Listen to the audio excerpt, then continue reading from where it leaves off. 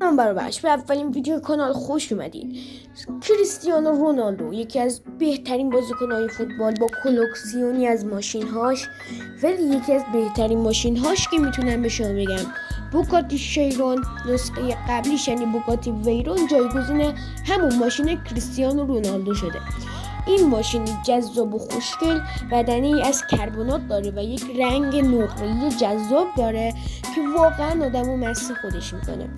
بچه رونالدو این ماشین رو با قیمت $2,150,000 $2,150,000 خریداری کرده که به پول ایرانی فکر کنم حدود 169 میلیارد بشه به تومان. فکر کنم 169 میلیارد که از کل دارایی های ما بیشتره.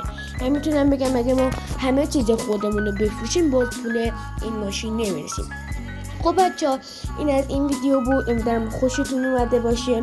حتما ویدیو رو لایک کنید، چنل رو ساب کنید و کامنت هم یادتون نره. تا ویدیو بعدی، خداحافظ.